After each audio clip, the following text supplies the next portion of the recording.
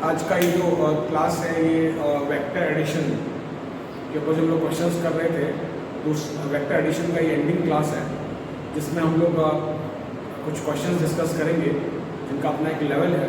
In fact वो 3 ही questions हैं और थोड़ा लेंथी क्वेश्चंस हैं, और उसमें पहला जो क्वेश्चन है वो एच सी वर्मा का है और बाकी 2 क्वेश्चन एनसीईआरटी का है। एनसीईआरटी में एक्चुअली वेक्टर एडिशन का क्वेश्चन दिया बहुत कम है, लेकिन उसका अपने एक अच्छा लेवल है। शुरुआत करते हैं क्वेश्चन से, और ये पहला क्वेश्चन एच सी वर्मा का है। एच सी वर्मा में फिजिक्स एंड मैथमेटिक्स नाम के चैप्टर में क्वेश्चन दिया गया है वेक्टर का, और ये क्वेश्चन नंबर 8 है। अब चाहे तो वहाँ से जाके क्वेश्चन कंसल्ट भी कर सकते हैं, और या जो मैं लिखवा रहा हूँ क्वेश्चन लिख भी सकते हैं। There is a queen at the centre of carrom board of 4 feet by 4 feet. It is hit by a striker. The queen goes to the front edge, comes back to the hole, comes behind the striking line to the hole, comes behind the striking line into the hole. Find the displacement of the queen from the center edge, from the center to the front edge, from front edge to the hole and center to the hole. ये पूरा question है वो क्या कहता है कि हमारे पास 4 feet by 4 feet का एक कैरम बोर्ड है, और उस कैरम बोर्ड के सेंटर पे एक क्वीन है, और उस क्वीन को हमने स्ट्राइकर से स्ट्राइक किया, और वो फ्रंट एज पे वो स्ट्राइकर से क्वीन टकराने के बाद क्या करी, वो लाइन, उसी लाइन पे, कौन सा लाइन, लाइन ऑफ स्ट्राइकिंग, जो स्ट्राइकिंग लाइन है उसके पीछे आ गई होल में। और आपको क्या करना है, आपको डिस्प्लेसमेंट निकालना है सेंटर से फ्रंट एज से होल, और सेंटर टू होल। तो वैसे इस क्वेश्चन को आप एससीबी में क्वेश्चन नंबर 8 को आगे खोल के देख भी सकते हैं। ये इस ढंग से है, ये 4 फीट बाई 4 फीट का कैरम बोर्ड है। ये problems on vector addition, problems on vector addition, इसका ये एंडिंग क्लास है आज, वेक्टर एडिशन।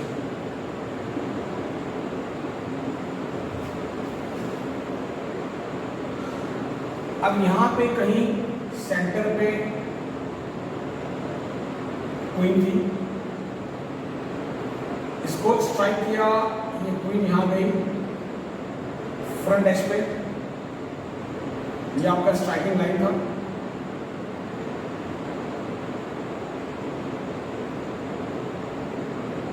और ये फ्रंट ऐसे टकरा के होल पे आ गई।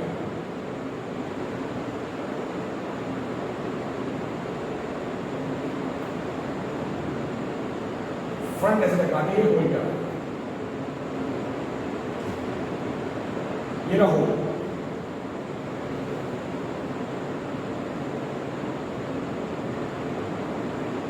यहां से हम उसको ऐसे मिलवाया,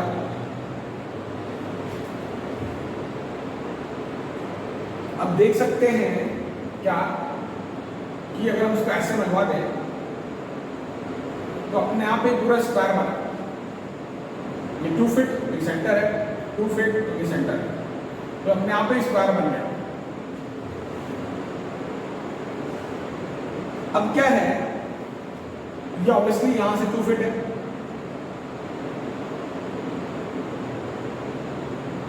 यहां से भी 2 फीट है, मतलब पूरा 4 फीट है ना, फिर ये 2 फीट है, फिर ये 2 फीट।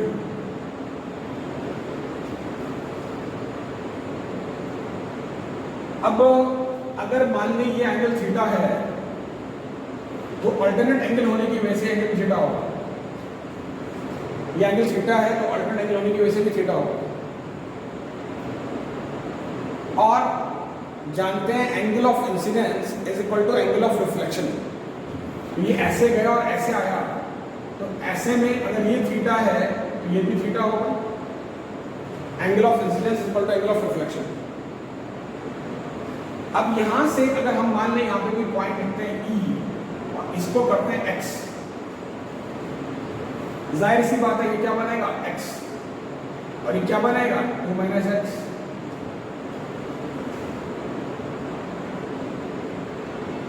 ठीक है। और फिर इसको यहां तक लेके जा रहे हैं, ये यहां तक है।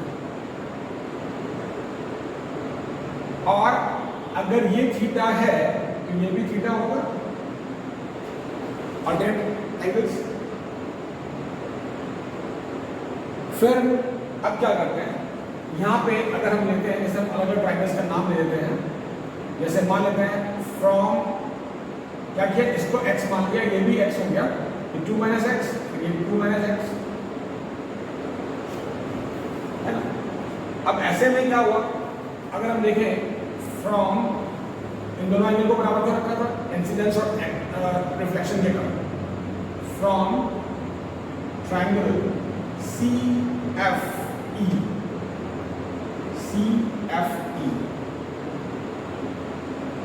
we can have tangent theta is equal to x by 2.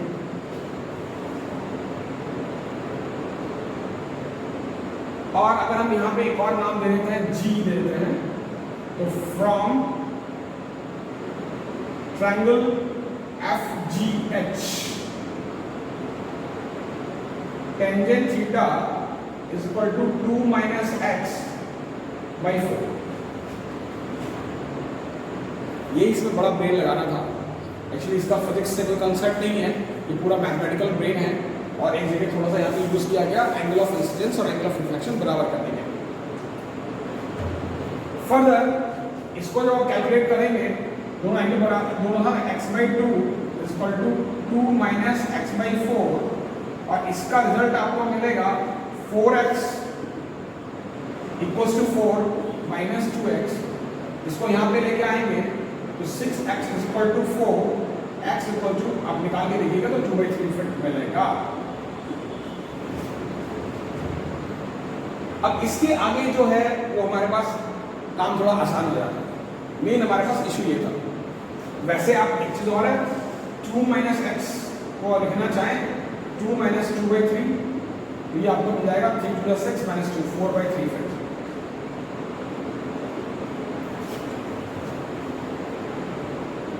अब इसको कॉपी कर लें, मुझे अगली बार इसको हटाना पड़ेगा।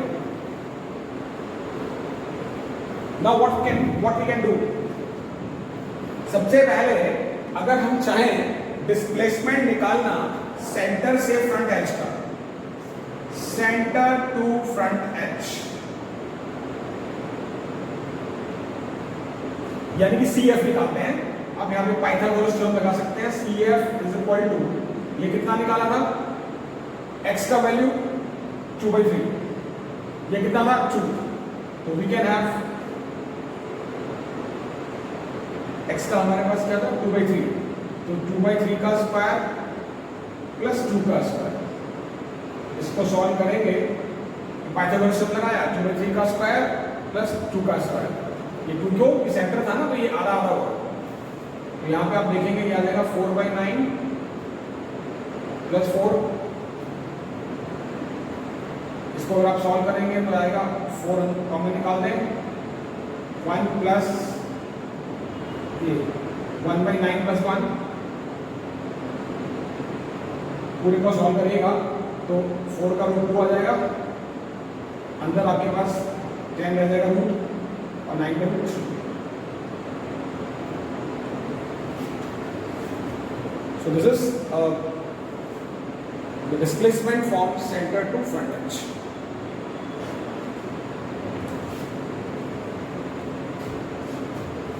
फिर आपके पास था front edge to hole, front edge to hole, front edge to hole. इसके लिए हम लोग क्या कर सकते हैं, फ्रंट एज टू होल निकालने के लिए अब क्या है, आप देखें फ्रॉम ट्राइंगल FHG, यहां से अगर FH निकालना चाहिए तो फिर पाइथागोरस थ्योरम लगाना पड़ेगा। 2 माइनस एक्स का वैल्यू क्या था 4/3 का स्क्वायर, और ये पूरा कितना था हमारे पास GH 4 के बराबर था, इसको आपका कैलकुलेट का साइज ये दिया गया था 4 का स्क्वायर। इसको अगर आप सॉल्व करें तो 16/9 प्लस 16 मिलेगा, 16 कॉमन निकाल दीजिएगा और 16 का रूट 4 आ जाएगा और अंदर क्या बचेगा 1/9 प्लस 1, 16 का रूट 4 आ जाएगा, बाहर 1/9 प्लस 1 तो आ जाएगा क्या √10 और 9 का रूट 3। कैलकुलेशन आप खुद भी कर सकते हैं। 16 में 9 था तो अगर 16 कॉमन निकाल दिया तो 16 का रूट 4 बन गया और अंदर क्या बचा 1/9 प्लस 1। तो इधर से आपके पास आया 4/3 √10 फिट। कहां से फ्रंट एज टू होल। आगे आते हैं क्या सेंटर टू होल। ये ना यहां पे ये रहा होल, ये रहा तो centre to hole, centre to hole. अब देखिए अगर मैं इसको ऐसे मिला दूं और इसको ऐसे मिला दूं और मैं यहां कोई नाम देता हूं जैसे डी, तो from triangle CDH, CH equals to 2 का स्क्वायर प्लस 2 का स्क्वायर 2√2 फिट्स। ये आपका SC वर्मा का क्वेश्चन नंबर 8 है। फिजिक्स एंड मैथमेटिक्स नाम के चैप्टर में वेक्टर्स के एडिशन के नाम पे दिया गया।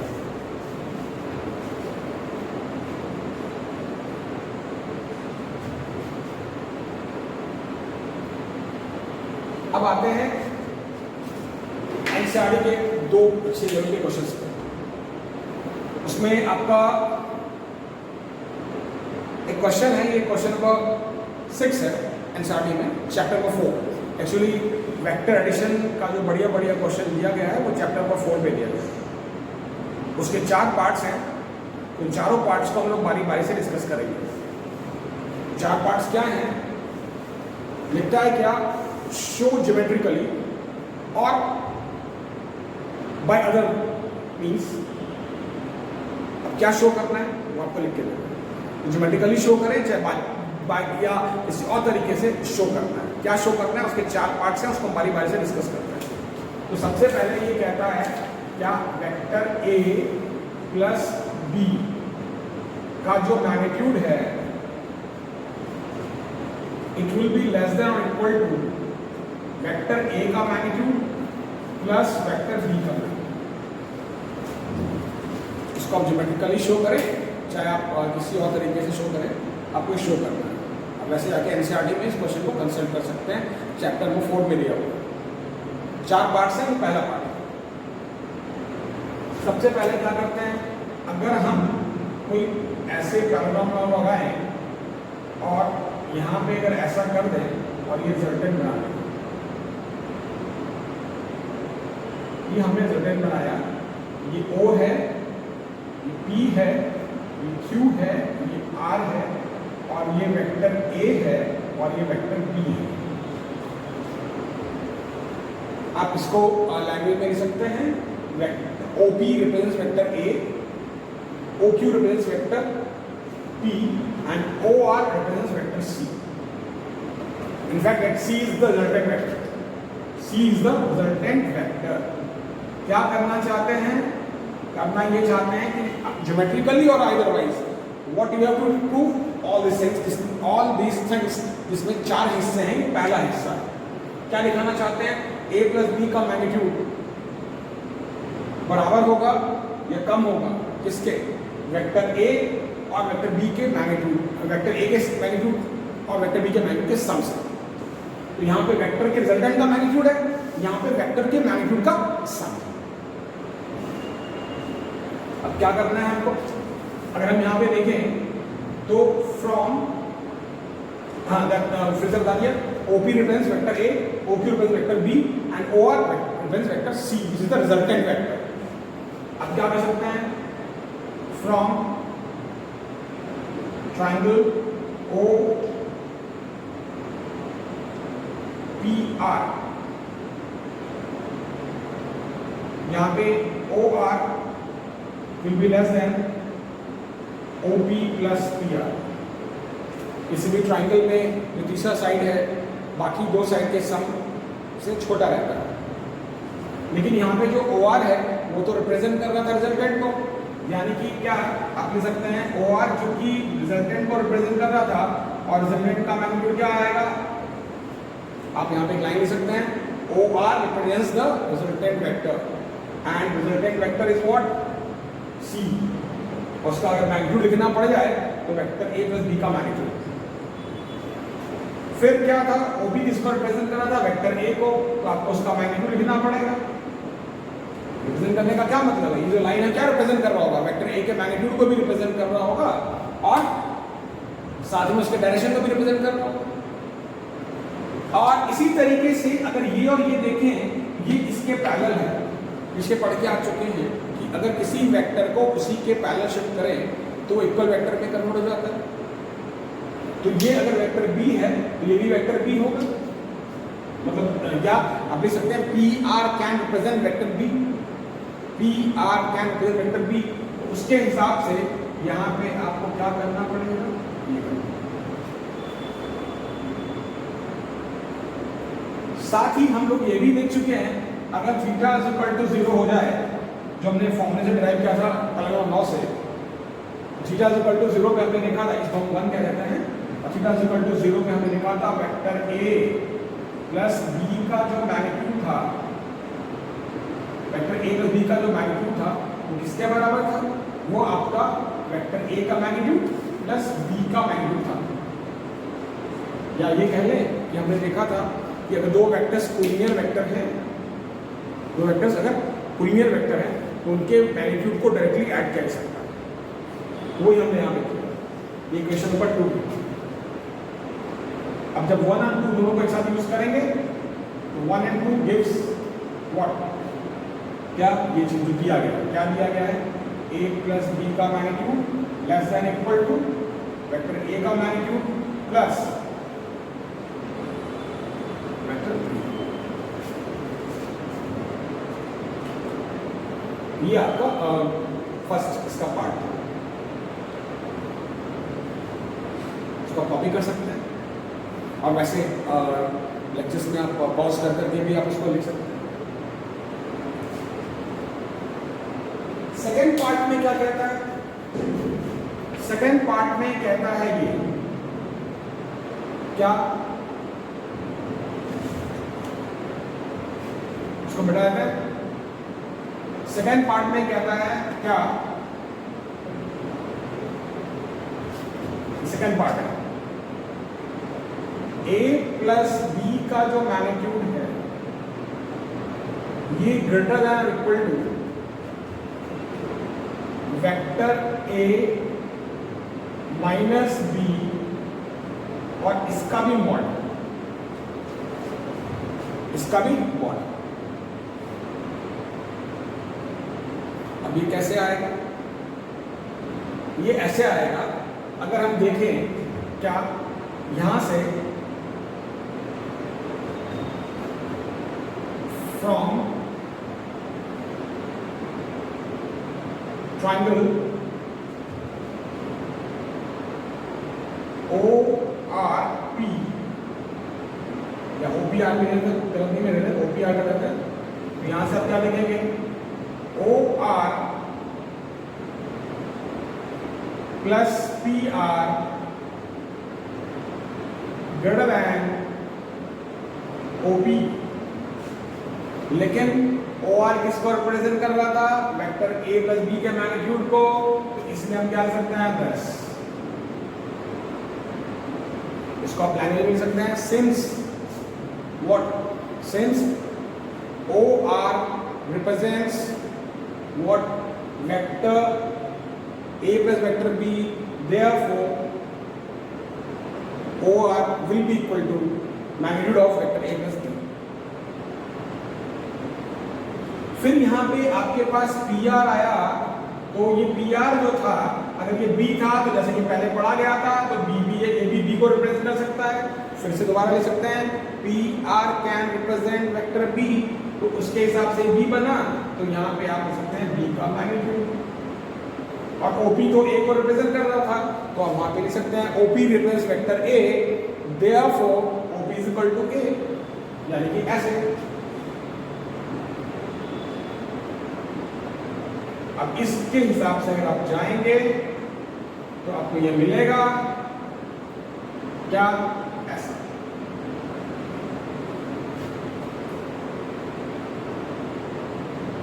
एक चीज और है, हमने इसका भी मॉड लिया हुआ है। देखिए क्यों लिया हुआ है कि हो सकता है कि b का मैग्नीट्यूड अगर कभी ज्यादा आ जाए तो मैग्नीट्यूड में तो वही ना रहेगा, खाली सिर्फ माइनस साइन आ जाएगा, इसलिए हमने मॉड लिखा है। यानी कि इसका भी मॉड क्यों लिया गया, आप देख सकते हैं, we have considered the mod of this minus this, ये ना ये मॉड, क्या हमने इसका भी मॉड लिया है because on the right side sometimes vector b may have the magnitude greater than vector a. Sometimes on the right hand side vector b can have the magnitude greater than vector a. इसलिए हम यहाँ पे ये दोबारा लिखें, इसका मैंने statement दे दिया, उसको स्टेटमेंट लिख के आप इसका ले सकते हैं। फिर हमने पढ़ा था अगर थीटा इज इक्वल टू 180 हो जाए तो ऐसे में हमने पढ़ा था वेक्टर ए प्लस बी का जो मैग्नीट्यूड आएगा वो दोनों वेक्टर के मैग्नीट्यूड के डिफरेंस के बराबर आएगा। ये पढ़ा था फॉर्मूले से, किस फॉर्मूले से, A square plus B square plus 2ab cos theta where theta equals to 180। फिर से वही बात है, यहाँ पर भी मॉड ले सकते हैं क्योंकि ऐसा हो सकता है कि b का मैग्नीट्यूड a से ज्यादा हो। So we have again considered mod. Why? Because on the right hand side it is possible that vector b can have magnitude greater than vector a. That is why we have considered this mod. That is why we have considered this mod. Now what 1 and 2 gives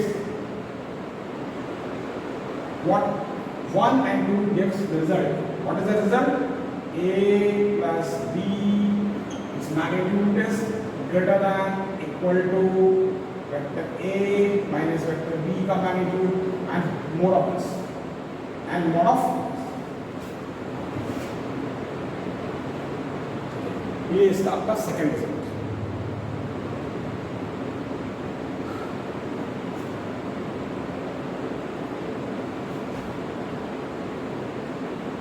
फिर आता है third पे।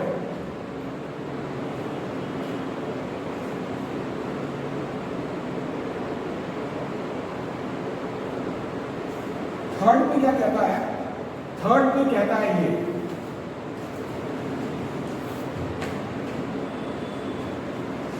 Third में आता है क्या, vector A minus vector B का जो मैग्नीट्यूड है it will be less than vector a का मॉड प्लस वेक्टर b का मॉड। कोई बहुत बड़ी बात नहीं है, सिंपल काम है। क्या कर सकते हैं, नाउ यू सी, अगर आपको a माइनस बी करना है तो आपको क्या करना पड़ेगा, आपको ये b का एक निगेटिव वेक्टर लेना पड़ेगा, पैरेलल में आपको पूरा करना पड़ेगा, और ये जो है ये वेक्टर s, यहाँ पे वेक्टर s किसको रिप्रेजेंट करेगा, a माइनस बी को, a माइनस बी, तो vector s represents, sorry what is that, यहाँ पे आप नाम ले सकते हैं, क्या सकते हैं, vector s is equal to, ऐसा कह सकते हैं, vector s is equal to vector a minus vector b का मैग्नीट्यूड, यू कैन से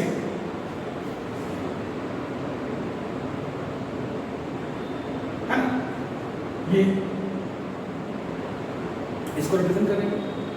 अब क्या चीज है, अब यहां पर अगर हम देखें, यहां पे नेमिंग कर देते हैं, यहां पर इसको हम टी ले लेते हैं और इसको कुछ ले लेते हैं, एन ले लेते हैं, कुछ भी लेते हैं। अब क्या है, अगर देखें फ्रॉम ट्रायंगल OTP, OTP में हम देखें ये वाला जो लाइन है इसको रिप्रेजेंट कर रहे हैं, दिस वन, ये क्या है, vector a minus vector b को रिप्रेजेंट कर रहे हैं। तो यहां पे कह सकते हैं कि आप OT less than OP plus PT। At the same time अगर ये माइनस बी है तो ये भी माइनस बी है, तो हम ये भी कह सकते हैं PT also represents vector minus B. PT also represents vector minus B. तो ऐसे में क्या आ जाएगा, ये OT क्या था, A माइनस बी। OT क्या था, A माइनस बी, और OP क्या था, वेक्टर A का मैग्नीट्यूड रिप्रेजेंट करेगा। ये सारी बात पहले लिख चुके हैं, OP रिप्रेजेंट्स वेक्टर A और ये सब लिख चुके हैं। तो यहाँ पे आप लिख भी सकते हैं OP represents vector A, therefore its length will be equal to what, magnitude of vector A। Vector OP represents vector A, therefore its length will be equal to what, magnitude of vector A। ये पहले भी लिखवा चुके हैं। और साथ में आपके पास PT, तो ये क्या आएगा, प्लस ये आएगा माइनस वेक्टर B का मॉड, क्योंकि अगर ON रिप्रेजेंट कर रहा है माइनस B को, since ON represents vector minus B, PT can also represent vector minus B। Mod है, इसको हटा भी सकते हैं, तो now it will be equal to what, A minus B less than A plus, इसका फर्स्ट पार्ट। सेकेंड पार्ट बहुत interesting है, इक्वल करने वाली बात। इक्वल में क्या कर सकते हैं, अगर मान लें हम वेक्टर A को ऐसे लिखें और वेक्टर B को ऐसे लिखें, और हमको पता करना पड़ जाए वेक्टर A माइनस बी, तो जैसा कि वेक्टर सब्ट्रैक्शन में हम लोग पढ़े थे कि हमको दूसरे वेक्टर का नेगेटिव वेक्टर लेना पड़ेगा, तो ऐसे में B का क्या करना पड़ेगा, ये करना पड़ेगा, माइनस बी उधर आ गया ना। यानी कि इस केस में A माइनस बी का जो मैग्नीट्यूड आएगा वो एक तरीके से vector A plus vector B का ही, वेक्टर A का मॉड प्लस B का मॉड हो जाएगा। क्यों हो जाएगा, क्योंकि माइनस B का डायरेक्शन वही हुआ जो वेक्टर A का हुआ, माइनस B का डायरेक्शन वही हुआ जो वेक्टर A का हुआ। तो ऐसे में क्या होगा, ऐसे में यही होगा कि ये जो आपका जब A माइनस बी का मैग्नीट्यूड निकालेंगे तो दोनों का डायरेक्शन एक ही हो गया, एड अप हो गया। नाउ व्हाट इज दिस, ये equation number 2 and 1 and 2 gives, ये आपको रिजल्ट दे देगा ये वाला, A माइनस बी का जो मैग्नीट्यूड है वो less than equal to vector A plus vector B का। So this was the third result which we were supposed to prove। ये तीसरा रिजल्ट था जो हमको प्रूफ करना था, आइदर ज्योमेट्रिकली शो। आते हैं इसके चौथे पार्ट में। चौथे पार्ट में क्या कहते हैं,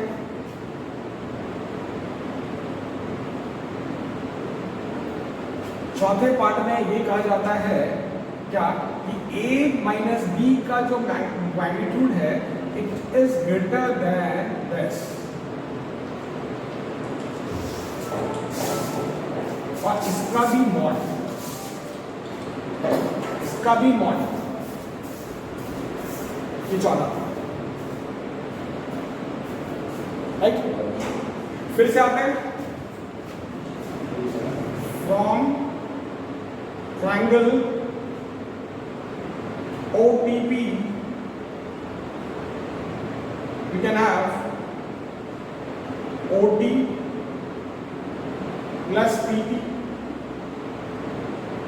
greater than OP, or OD can be greater than OP minus PT, and OD represents vector A minus vector B।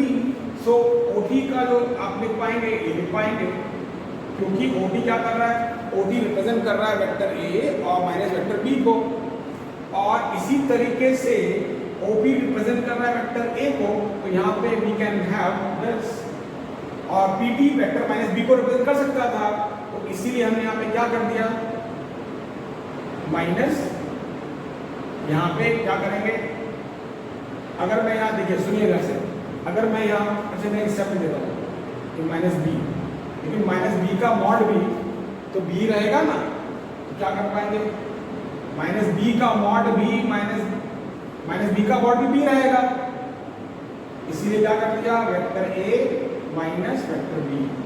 क्यों? मॉड में आप प्लस ले जाए माइनस से तो सेम रहेगा ना, तो ये क्या। और यहां पे फिर से दोबारा से मॉड क्यों ले रहे हैं? दोबारा से मॉड क्यों ले रहे हैं?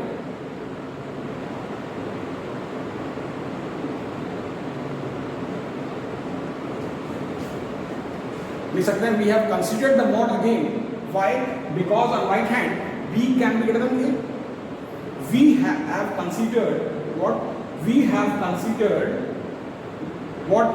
We have considered again the mod because on the right hand side b can be greater than b can have the magnitude greater than the magnitude of a.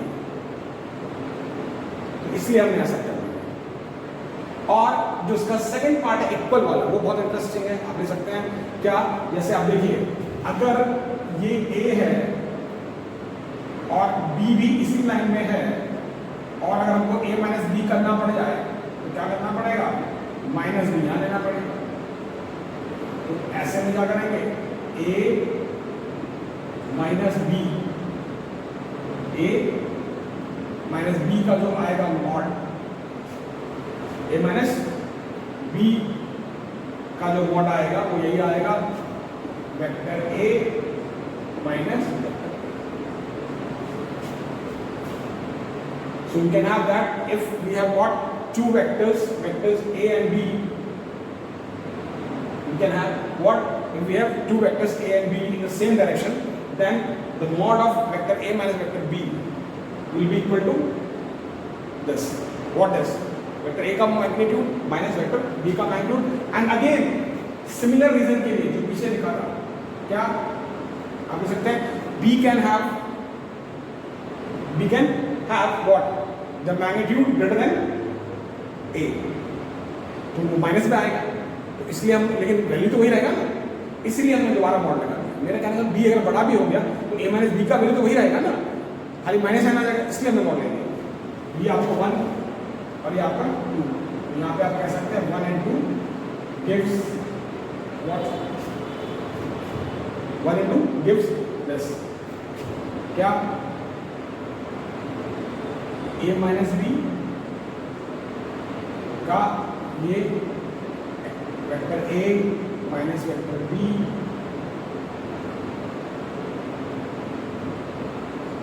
का भी, ये आपका उस पर्टिकुलर क्वेश्चन का 4 पार्ट। यानी कि क्या इस केस में जैसे ये इसको इससे बड़ा प्रूफ करना था, तो अब देखिए दोबारा इस ट्रायंगल को ले लें। इस ट्रायंगल में ये प्लस ये ग्रेटर देन दिस, इसको यहाँ शिफ्ट कर दिया, ये a को रिप्रेजेंट कर रहा था, b को लिख दिया। फिर क्या हुआ? फिर दोनों दोबारा मॉड ले लिया क्योंकि b बड़ा भी हो सकता है। अब a और b का डायरेक्शन अगर एक ही हुआ तो b का आपको नेगेटिव लेना पड़ेगा पीछे, और ऐसे में आपको a माइनस बी का जो मॉड मिलेगा, a माइनस बी का जो मैग्नीट्यूड मिलेगा वो वेक्टर a का मैग्नीट्यूड माइनस वेक्टर b का मैग्नीट्यूड मिलेगा। और अगर b बड़ा हो गया तो ये नेगेटिव में भी आ सकता है। For that reason we have again considered what? Mod को दोबारा लिया गया।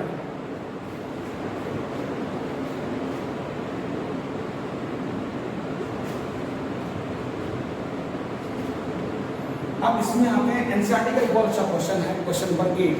थोड़ा सा लेंथी जरूर है लेकिन इसका 4 पार्ट से वो बहुत सारे क्वेश्चंस को कवर करता है, और मैं आपको बारी बारी से उन सभी पार्ट्स को डिस्कस करके दूंगा, तो आंसर हम लोग साथ साथ ही लिखेंगे। जैसे क्या क्वेश्चन ये दिया गया है, vector a plus b plus c plus d is equal to null vector. Question क्या कहता है? Given that vector a plus vector b plus vector c plus vector d equals to null vector. Now, which of the following statements are correct or incorrect? तो आपका पूरा question दिया हुआ, मैं हर एक क्वेश्चन का पार्ट वाइज जाऊँ। पहले वाले में कहता है क्या, आप क्वेश्चन लिख लें, वैसे एनसीईआरटी से कंसल्ट कर सकते हैं। क्या ये कंडीशन क्या है? Given is the information, right? And which of the following statements are correct or incorrect? Following statements are correct or incorrect. तो पहला कहता है क्या? पहला कहता है क्या? कि vector A, B, vector C and D all must be a null vector, all must be a null vector. तो ये गलत है, मस्ट नहीं, क्योंकि अगर मस्ट होगा तो null plus null plus null plus null equal to null, लेकिन ये कोई जरूरी तो नहीं है। ऐसा हो सकता है कि 3 वेक्टर का जो सम है वो चौथे का नेगेटिव, या 2 का सम 2 का नेगेटिव। तो मेरा कहने का मतलब इन चारों के नल आने का जो रीजन है, it can be more than one. You can have what? One of the vector being negative of the resultant of other 3, or we can have two pairs of vector giving the resultant with negative. A और B का एक pair, C और D का एक pair, negative vector अगर हो गया तो रिजल्टेंट 0 आ जाएगा। So it is not necessary that all will be a null vector. फिर दूसरे में कहता है क्या, दूसरा जो इसका पार्ट है उसमें जो एक पार्ट है वो कि vector A equals to what, vector B plus vector C plus vector D. Vector A equals to vector B plus vector C plus vector D. या उसको ऐसे भी कह सकते हैं, क्या इसको ऐसे भी कह सकते हैं कि vector A can not have the magnitude greater than what, vector B, magnitude of vector B plus vector C plus vector D. क्या सेकंड पार्ट में क्या है आप देख सकते हैं, क्या सेकंड पार्ट में क्या है कि vector A can not have the magnitude greater than the sum of vector B plus vector C and vector D. इसको डायरेक्टली बोलना चाहे तो कह सकते हैं क्या कि vector A equals to what, sum of vector B C and D. बिल्कुल सही बात है। तो अगर आप देखें यहाँ पे आप ऐसा कर सकते हैं, A is equal to minus B plus C plus D, तभी तो इनल आएगा ना। यानी कि ए का जो मैग्नीट्यूड हुआ बी सी और डी के सम के मैग्नीट्यूड के बराबर, ज्यादा तो नहीं हो सकता, क्योंकि हमको जो क्वेश्चन का आंसर देना है वो इसके अकॉर्डिंग देना है। क्वेश्चन का आंसर हमको इसके हिसाब से देना है, तो अकॉर्डिंग टू दैट या third part, vector A plus vector B is equal to minus vector is equal to vector c plus d का magnitude। what you can say what magnitude of a plus b is equal to magnitude of vector c plus d।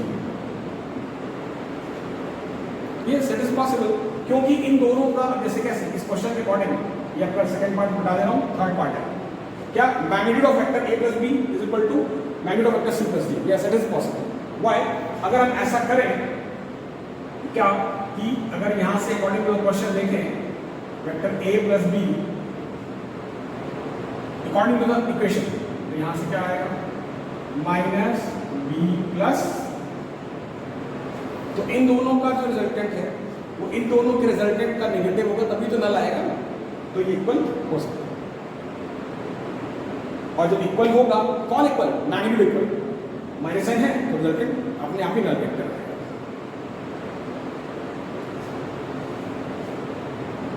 अब third part में आते हैं, तो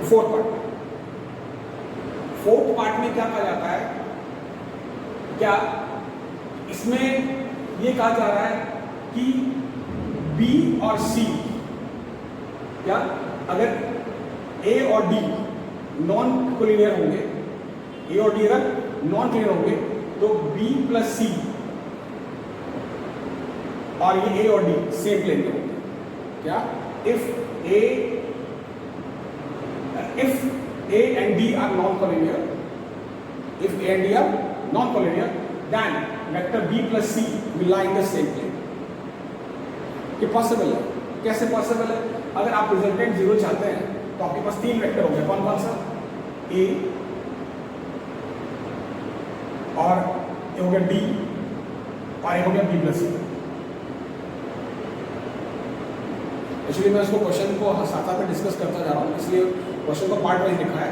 जो fourth part है, what is the same, मैं पूरा स्टेटमेंट बोल रहा हूँ दोबारा से, vector A and vector D being non-collinear, then vector B plus C will lie in the same plane। That of A and D. And एक और इसका अगला पार्ट भी है, if A and D R collinear then vector b plus c will lie in the same line. If a and d are collinear, then b plus c will lie on the same line.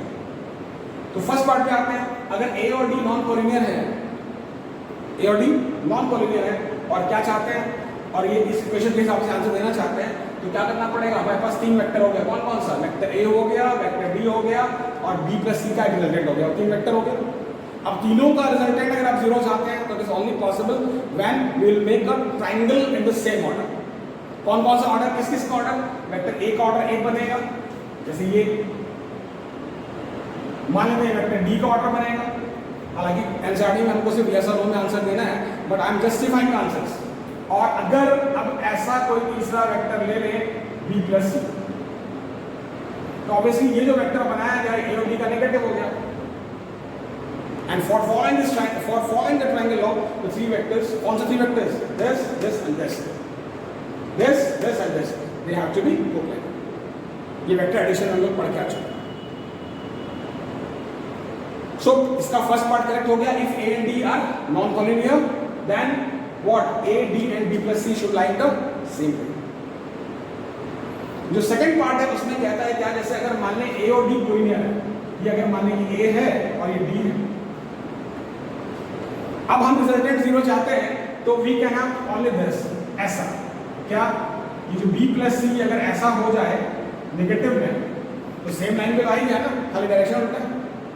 तो if a and d are collinear and we want to satisfy this equation, then b plus C will be along the line of what, will be along the line of a and b, then only it is possible to cancel. तो इस fourth part का जो दोनों part सही है।